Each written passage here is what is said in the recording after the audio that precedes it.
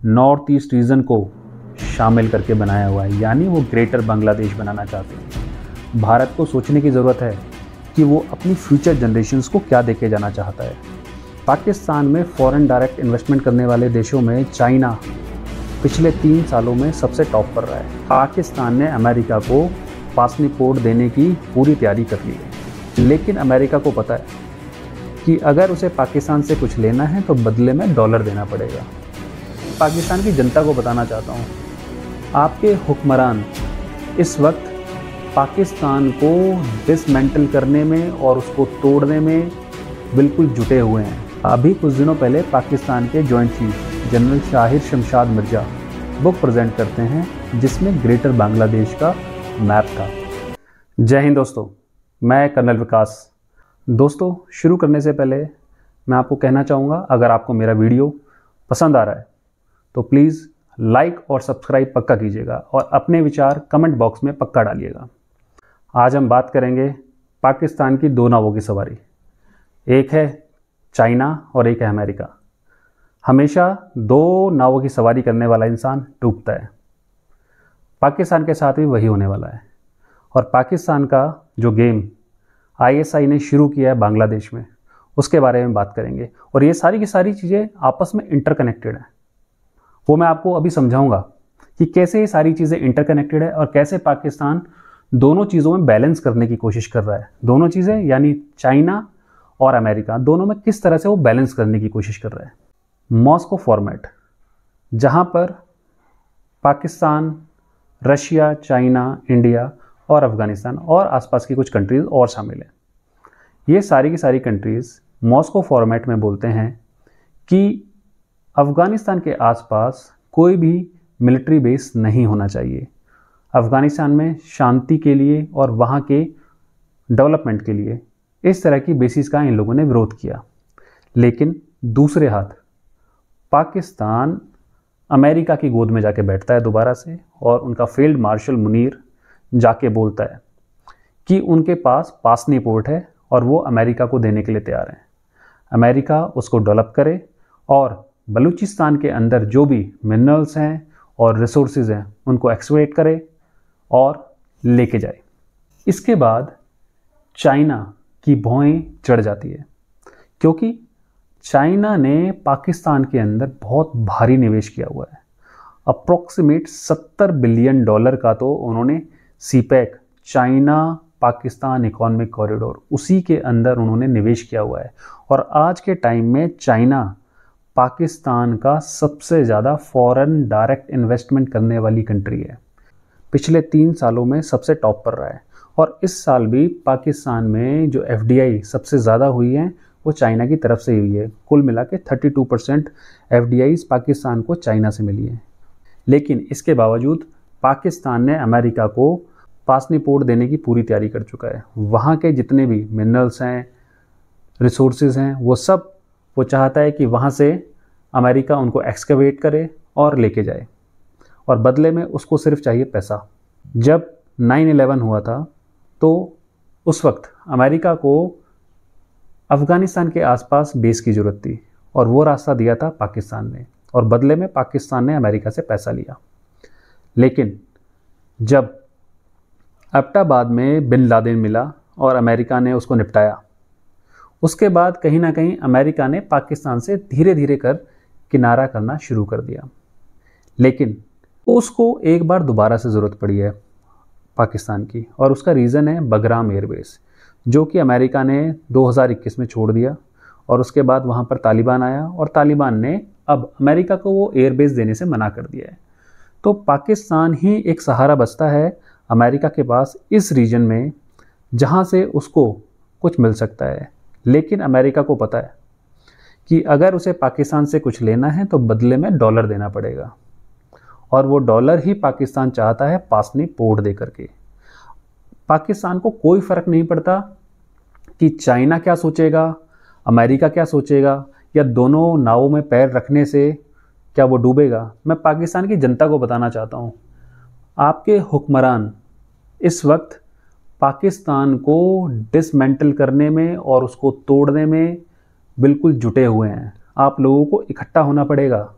अपने देश को बचाने के लिए अपने ऐसे लालची हुक्मरानों से। पाकिस्तान सिर्फ और सिर्फ डॉलर चाहता है, चाहे वो चाइना से मिले या फिर वो अमेरिका से मिले। लेकिन पाकिस्तान अभी एक और खेल शुरू कर रहा है। उसको पता है अगर पासनी पोर्ट अमेरिका को दिया जाएगा तो चाइना खुश नहीं होगा। तो उसने चाइना को खुश करने के लिए बांग्लादेश का दरवाज़ा खोला है। और उसको पता है कि चाइना को समझ में आता है, लेकिन फिर भी चाइना को उस रीजन में अपने लिए एक गेटवे चाहिए, और वो गेटवे तैयार कर रहा है चाइना के लिए पाकिस्तान, वो है बांग्लादेश। बांग्लादेश में इस वक्त पाकिस्तान ने रिजीम चेंज होने के बाद अपनी मूवमेंट को बहुत ज़्यादा शार्प और तेज कर दिया है। आज के टाइम में पाकिस्तान ने अपने हाई कमीशन में ISI का एक सेल भी ओपन कर दिया है, और उस छोटे सेल का काम है इंडिया के नॉर्थ ईस्ट रीजन में इंटेल हासिल करना, वहाँ पे डिसरप्शन पैदा करना, वहाँ पर अलगाववाद पैदा करना। और पाकिस्तान को आज के वक्त इस चीज़ का मुंहतोड़ जवाब देने की ज़रूरत है। भारत को इस चीज़ की तैयारी करने की ज़रूरत है। भारत ने बांग्लादेश के आसपास एक्सरसाइज प्रचंड प्रहार की घोषणा कर दी है, और ये उसी चीज़ को लेकर है जो बांग्लादेश कर रहा है। अभी कुछ दिनों पहले पाकिस्तान के joint chief general Shahir Shamshad Mirza Bangladesh के अंतरिम गवर्नमेंट के चीफ मोहम्मद यूनुस उनको एक बुक प्रेजेंट करते हैं जिसमें ग्रेटर बांग्लादेश का मैप था, और वो मैप उन्होंने नॉर्थ ईस्ट रीजन को शामिल करके बनाया हुआ है, यानी वो ग्रेटर बांग्लादेश बनाना चाहते हैं। भारत को सोचने की ज़रूरत है कि वो अपनी फ्यूचर जनरेशन्स को क्या देके जाना चाहता है। आज के वक्त में रंगपुर कॉरिडोर भारत की ज़रूरत है। ठीक है, वहाँ से कुछ रेडिकलाइज लोग भारत में शामिल होंगे क्योंकि वो रीजन रेडिकलाइज लोगों का है। सेम वैसे ही चिटगोंग एरिया भारत की ज़रूरत है आज के समय में। आज जब बांग्लादेश बहुत ज़्यादा कमज़ोर है पॉलिटिकली, मिलिट्रीली, इंडिया को इस वक्त इन चीज़ों के ऊपर ध्यान देने की ज़रूरत है। उनको सोचना चाहिए कि अगर हमने आज ये नहीं किया तो हमारी फ्यूचर जनरेशन्स क्या बोलेंगी। रंगपुर वो कॉरिडोर है जिससे भारत को सीधा रास्ता मिलता है अपने नॉर्थ ईस्टर्न स्टेट्स के लिए, और चिटगोंग एरिया भारत की नॉर्थ ईस्टर्न स्टेट्स को डायरेक्ट सी एक्सेस देता है। आज भारत को ये सोचने की ज़रूरत है। भारत को पाकिस्तान के हर मूवमेंट पर नज़र रखने की ज़रूरत है आज के टाइम में।